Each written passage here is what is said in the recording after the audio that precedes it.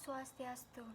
Perkenalkan, nama saya Lydia Kadrasyawati dengan NIM 19110312882 dari kelas J4 dengan nomor absen 12.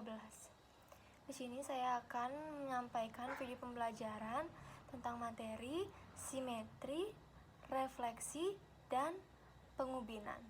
Berikut penjelasannya. Nah, yang pertama kita akan bahas tentang materi simetri. Pengertian simetri. Nah, suatu bangun dikatakan simetri apabila bangun tersebut mampu saling menutupi. Nah, kita dapat buktikan dengan cara dilipat ataupun diputar, sehingga simetri memiliki dua jenis, yaitu simetri lipat dan simetri putar.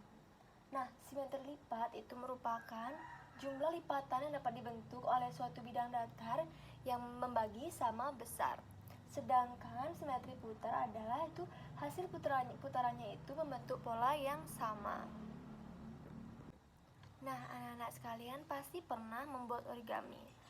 Nah, dengan membuat origami tersebut, kita telah menggunakan sifat-sifat bangun datar. Nah, suatu bangun itu dikatakan simetri seperti ini. Ini ada bangun datar persegi. Bangun datar ini dikatakan simetri apabila dia ketika dilipat mampu menutup. Nah, mampu saling menutupi. Seperti ini. Ini dikatakan simetri. Lalu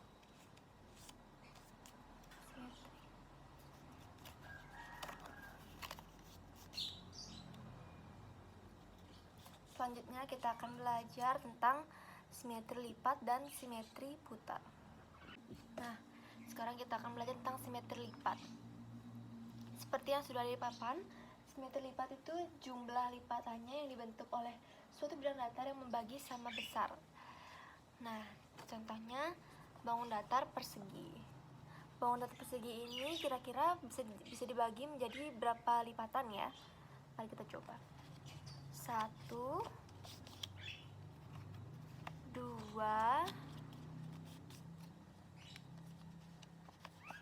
3, 4. Nah, bangun datar persegi ini bisa dibagi menjadi 4 lipatan. Selanjutnya ada persegi panjang. Persegi panjang ini bisa dibagi menjadi berapa lipatan? Nah, 1,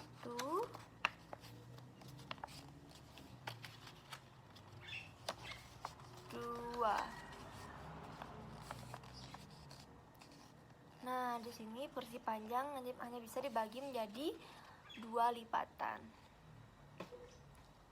Nah, yang terakhir ada segitiga. Segitiga bisa dibagi menjadi berapa lipatan? 1. Segitiga bisa dibagi menjadi 1 lipatan saja. Selanjutnya kita akan belajar tentang simetri putar. Seperti yang tadi saya sudah tulis di papan, simetri putar itu merupakan jumlah putarannya dapat dilakukan terhadap suatu bangun datar, di mana hasil putarannya nanti akan membentuk pola yang sama sebelum diputar. Yang pertama kita buktikan dengan bangun datar persegi. Bangun datar persegi ini ada berapa simetri putar? Putaran pertama 1, putaran kedua, putaran ketiga, putaran keempat. Jadi persegi ini mempunyai 4 simetri putar. Kalau persegi panjang ini memiliki berapa simetri putar? Mari kita buktikan. 1, 2. Persegi panjang hanya memiliki 2 simetri putar. Yang terakhir ada persegi. 1. Nah, persegi hanya memiliki 1 simetri putar. Sampai ini Kalian sudah paham? Kalau sudah paham, saya akan lanjutkan ke materi refleksi. Pencerminan atau refleksi itu merupakan sebuah transformasi atau perpindahan suatu titik pada bangun datar. Nah, dengan menggunakan sifat benda dan bayangan pada sebuah cermin datar. Nah, pencerminan ini bisa dibuktikan pada saat kita bercermin atau berkaca. Kita bisa melihat bayangan kita pada cermin. Nah, itulah namanya refleksi. Selanjutnya, sifat-sifat pencerminan. Sifat pencerminan yang pertama itu objek bayangannya akan selalu sama.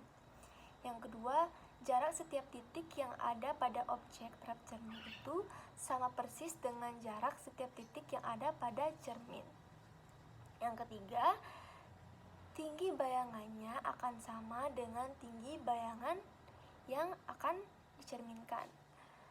Lalu garis yang menghubungkan tiap titik pada objek dengan titik yang ada pada bayangan akan selalu tegak lurus terhadap cermin. Selanjutnya, Ibu akan memberikan contoh dari pencerminan bangun datar. Kita anggap saja papan ini sebagai bayangan dari bangun datar yang akan dicerminkan. Kalau untuk bangun datar segitiga, pencerminannya atau refleksinya akan seperti ini.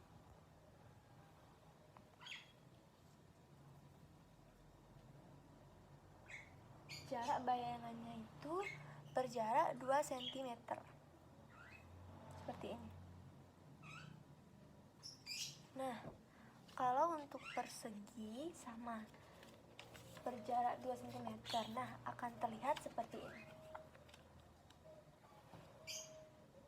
Seperti ini refleksi dari persegi. Kalau untuk persegi panjang, bayangannya atau refleksinya akan menjadi seperti ini. Sama seperti tadi, jarak bayangannya hanya 2 cm. Selanjutnya kita akan bahas ke pengubinan. Selanjutnya kita lanjut ke materi pengubinan. Pengubinan merupakan gabungan bangun datar yang kongruen atau sama, serta disusun secara tepat. Nah, pengubinan dapat kita temukan pada lantai rumah kita yang sudah tersusun secara tepat dan tidak saling tumpang tindih. Berikut penjelasan tentang pengubinan. Nah, macam-macam pengubinan. Yang pertama ada pengubinan beraturan, yang kedua ada pengubinan semi beraturan, yang ketiga ada pengubinan tidak beraturan. Berikut akan kakak berikan contoh pengubinan. Yang pertama ada pengubinan beraturan. Nah, yang dimana pengubinan beraturan ini hanya menggunakan satu macam segi yang beraturan. Nah, yang bisa digunakan itu ialah persegi, segitiga, dan bangun datar segi 6 yang beraturan.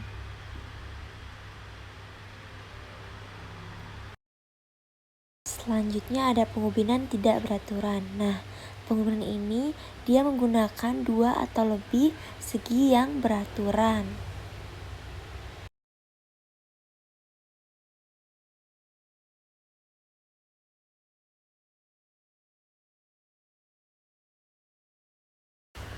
Sekian video pembelajaran yang dapat saya sampaikan. Jika ada salah kata, mohon dimaafkan. Terima kasih.